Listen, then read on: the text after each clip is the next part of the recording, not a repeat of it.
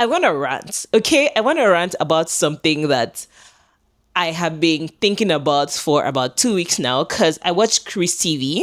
If you know Chris TV, you probably have seen the episode I'm talking about. And we're talking about albinism. Obviously, I am not albino. I can never relate to the struggles. So I'm speaking about this as an outsider. But one thing that has been eating at my brain that I wanted to discuss with y'all, if you're interested, is this. If you call me oyinbo or albino, I might not get angry. But the word afin, I don't like it at all. Meanwhile, just so you know, afin is just the Yoruba word for albino. Now, obviously, it is intended as an insult. It's the same way a Yoruba person will call a skinny person lekpa as an insult, or a fat person orobo as an insult. When Yoruba people say your physical qualities out loud, most times it is derogatory. Now, the reason why I was struggling is because one of the ladies there, I don't remember her name, but she was saying that don't call me afin, but you can call me oyinbo. The afin, I don't like, but oyinbo, why not? Oyinbo ni me. And I struggled with that statement because although I understand why you would not want somebody to call you a term that is derogatory, in my head, I'm like, but you are not oyinbo. Because oyinbo translates to a white person. And it just makes me think about how this is a side effect of colonialism. Did my earring just freaking drop from my ear? That's so funny. I was shaking my head too much that the earring fell. Okay, let's get back into it. I do feel like that's a side effect of colonialism and how deeply embedded we are with white supremacy. It's unfortunate. I also have I would say I have parts of that I struggle with. For instance, if you grew up in the early 2000s, you probably struggled with loving your fussy hair. It is now that I'm almost hitting 30 that I'm just learning how to care for my hair and style it differently and appreciate the beauty of the curls.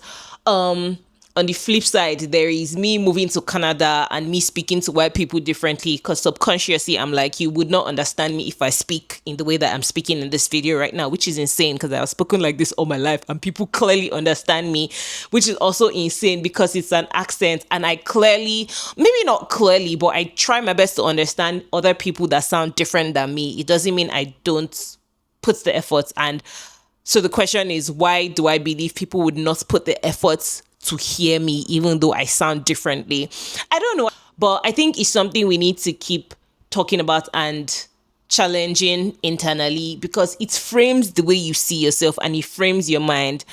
Anyway, that was just a mini rant. There's really no direction except we have to learn to love ourselves and not see ourselves below others, because that's what I read from that statement. I also believe in taking back words, and I think somebody there spoke about that. My name on Instagram is Albino with a Spark. It's rebranding. I did not like it, but I now, identified with the name such that when people call me that name, it doesn't mean anything. Right? But I she was saying something about how when people call her afin, like, it's fine because of course she's an albino, and yes, she understands that it's derogatory, but she's owned it because yes, she's an albino. It's like when people used to call me lekba, oh my god, I had so much body dysmorphia. You have no idea.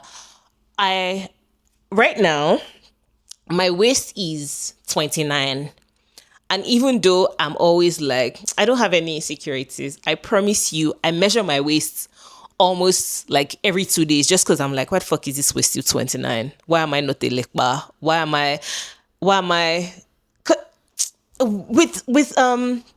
with the body and body dysmorphia, especially as a Nigerian, it's so weird because on one end, everybody wants you to be skinny, but the moment you're fat, like, you also get insulted, right? So there's just that weird thing where I personally don't want to be too skinny, but also don't want to I stuttered, but also don't want to, increase in waist. What the fuck is going on? I think I'm just tired. I also don't want to increase in weight, which means I'm always watching every single thing. And it just makes no sense. I think we need to just learn to love and embrace ourselves as we are. And whatever insecurities you have, you deal with it one day at a time and try not to let white supremacy be the lens with which you view the world. I know it's hard. We grew up in early 2000s Nigeria. That's all that was surrounded. Like, we grew up in the era where if you spoke your language, your cultural language, you spoke Yoruba, Igbo, Hausa, if anything, you would be, asked to pay some, you would be punished. So I get it. It's just, I just thought it was going to be an interesting conversation to have. Anyway, I hope you're having a good day. I always wonder what kind of stuff you want me to post on YouTube. I'm not a YouTube girly. I say that all the time.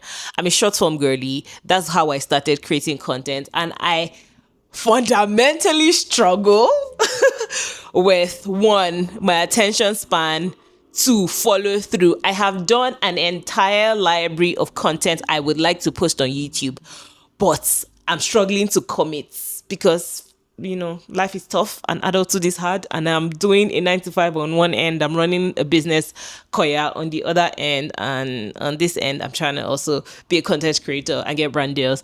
But I was wondering, because my relocation to Canada video was or is still the best performing video on my channel, I have been considering doing more new immigrants or relocation videos. And here's why.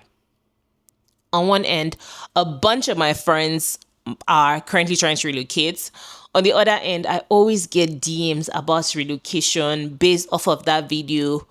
Another good thing is sometimes I get people reach out and they're like, I watched your relocation video and I'm moving to Canada in XXX. Thank you. And I don't know, it's just so fulfilling. And I think a part of me enjoys helping people. But I also think there's a selfish element to this where I'm trying to widen my horizon as a creative and just increase the audience that I am able to reach. And so if I create more Canadian themed content, newcomer content, new immigrant content, I would reach more people who have moved to Canada or are intending to move to Canada. So I just wanted to know what you thought or what you think. Also, tell me what you think about the afin versus oyinbo statements. All right.